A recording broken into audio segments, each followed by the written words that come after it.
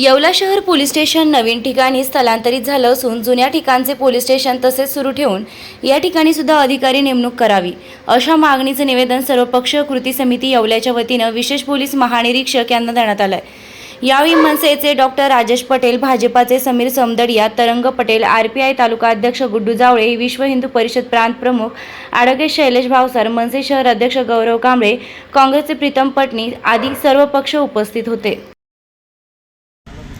आमचं जुनं police station जे आहे,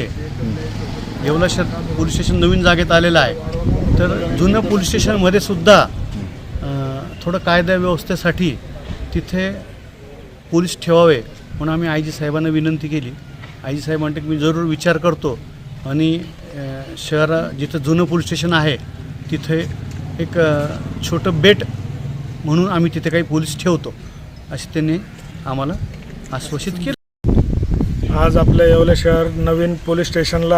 आय जी साहेब कराळे साहेबांनी आज इथे भेट दिली असता इथं सर्व पक्षाचे कार्यकर्ते, नेते सर्वांनी त्यांना विनंती करून येवले शहरामधील जे जुने पोलीस स्टेशन होते ते पूर्ववत तसेच तिथे कोणी ना कोणी तिथे पोलिसांची नेमणूक करून ते तसेच चालू ठेवावे, जेणेकरून लोकांची होणारी गैरसोय टाळता येईल व येवले शहरामध्ये जे चोऱ्या माऱ्याच्या घटना घडत आहेत त्याच्यावरती आळा बसण्यास मदत होईल।